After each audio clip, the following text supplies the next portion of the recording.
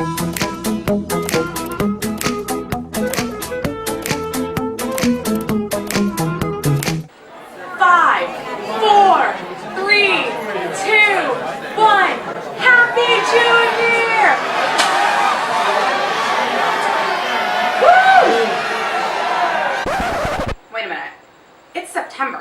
Shalom, everyone, and welcome to another episode of Everyday Jew, your fun and flirty guide to Judaism in 10 minutes or less. If you're wondering why I'm celebrating New Year's, that's because technically it is New Year's. And Happy Jew Year! Yes, we are going to start this week as part of a two-part celebration of Rosh Hashanah, the Jewish New Year. So this week, I'm actually going to teach you some of the fun and traditional stuff about Rosh Hashanah, and then next week, for actual Rosh Hashanah, I'm going to show you guys some fun foods that you guys can make, and both this week and next week, I have special guests with me. So first things first, yeah, I'm Jewish. Rosh Hashanah is the Jewish New Year, even though it's not really the New Year's that we would celebrate at midnight with balls dropping and champagne and toasts and things like that.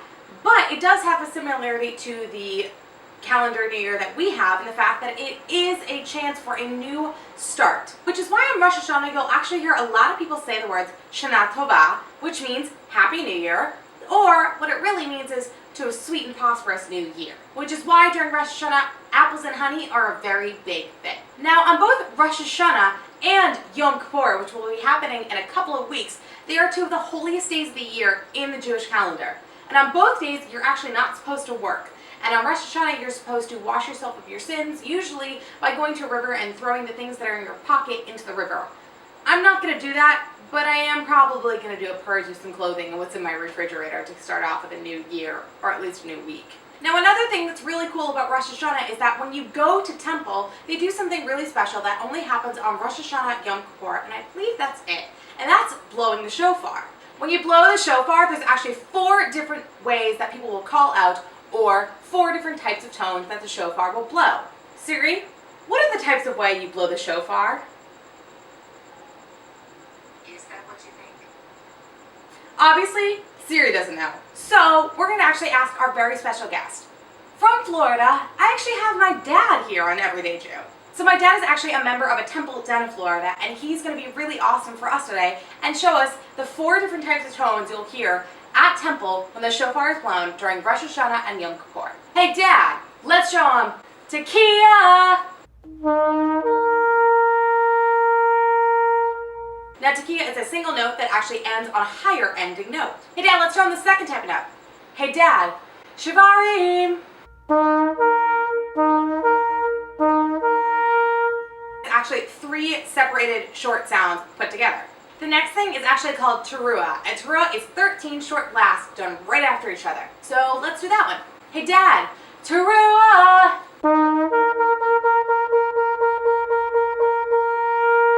And lastly is Tekiah Gadola, which is actually a minimum of 10 seconds blown into the shofar, so you gotta have a lot of lung power for that one.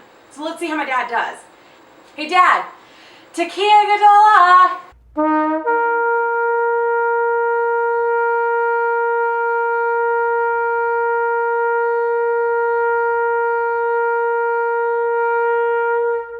Let's give it up for my dad, yeah! So it's actually really cool and a big honor to be asked to blow the shofar at services. So I'm really proud that my dad actually knows how to do this and has done it before. So thumbs up to him, and I'm going to give a big shout out to his temple. I'm going to put a link to their website in the description bar below so you guys can see where my family goes to temple down in Florida. Unlike New Year's in the traditional sense that we celebrate it where it's champagne and ball drop and things like that, the food's even different. With Rosh Hashanah, the big food is apples and honey, and it's really supposed to represent a new sweet year that you're supposed to prosper ahead with. So make sure you subscribe, because next week we're actually going to be making some really delicious apple and honey recipes. Maybe some drinks, maybe some food, maybe some laughter with a good friend who's here on YouTube as well. So thank you guys for learning a little bit about Rosh Hashanah. I am going to put a couple links to more descriptions about Rosh Hashanah, so if you want to learn more, you can. And because it's me, I'm going to put a playlist link to the Shalom Sesame playlist about Rosh Hashanah, because I'm an adult and I really love Shalom Sesame. Yeah. So thank you guys again for watching. Don't forget to give this video a nice big thumbs up. Share it like you're blowing the shofar on social media, and you can hit me up using your own form of social shofar with my Twitter and Facebook in the description bar below. And I will see you guys next week for part 2 of A Happy Jew Year. Bye guys. Shabbat Shalom and Shana Tova.